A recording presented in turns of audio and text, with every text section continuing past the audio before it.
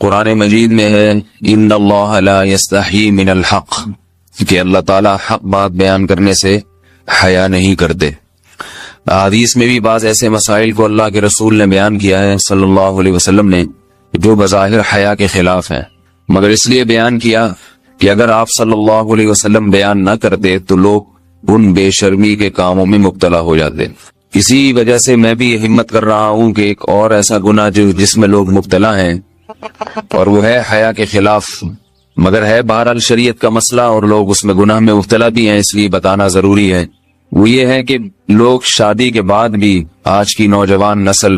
زوجہ سے، بیوی سے غیر فطری طریقے سے ہم بستری کرتے ہیں، انٹرنیٹ پہ بےہودہ فلمیں دیکھتے ہیں، تو جو چیز انگریزوں کی دیکھ رہے ہیں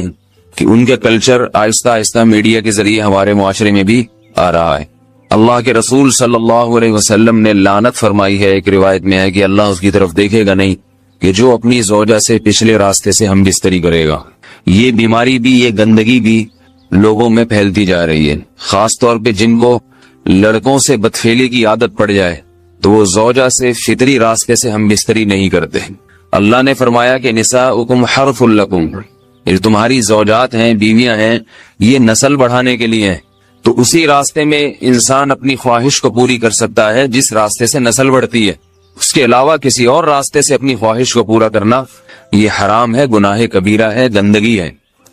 ہمارے پاس کیسز آتے ہیں، ایک پاک دامن لڑکی کی شادی ہوتی ہے، لڑکا بھی بظاہر بڑا نیک، لیکن کیا ہے، لڑکا چونکہ ٹھرکی ہوتا ہے، شہوت کا درندہ ہوتا ہے، تو وہ یہ نہیں دیکھتا کہ میں اپنی بری خواہش مٹانے کے لیے میں اپنی زوجہ کو غیر فطری طریقے پر مجبور کیسے کر سکتا ہوں، تو مجبور کرتا ہے پھر اپنی بیوی کو۔ اس میں جو عورتیں زیادہ پاک دامن نہیں ہو، نیک نہ ہو، یا ان کو یہ ڈر ہو کہ طلاق ہو گئی تو ہم کہاں جائیں گے، وہ پھر اپنے شوہر کے ساتھ اسی غیر فطری طریقے پر آمادہ ہو جاتی ہیں، اور اس کا عذاب اور اس کا وبال یہ ہوتا ہے کہ کچھ دنوں میں ان کو بھی اسی کی لت پڑ جاتی ہے۔ انسان جب بھی کوئی غیر فطری راستہ اختیار کرتا ہے، آخرت کا عذاب تو بعد میں، دنیا کا عذاب یہ آتا ہے کہ پھر اس کو لذت فطرت میں آتی نہیں ہے، تو جو راستہ اللہ نے رکھے اس میں اس کو لذت نہیں آئے گی، وہ گندگی میں ہی گھسنے کی کوشش کرے گا، اس کی بھی فطرت خراب ہو جاتی ہے، اور جس کے ساتھ یہ بدفعلی کی جائے اس کی بھی فطرت خراب ہو جاتی ہے، وہ بھی پھر کسی کے قابل نہیں رہتے۔ تو اپنے جان پر رحم کرنا چاہیے۔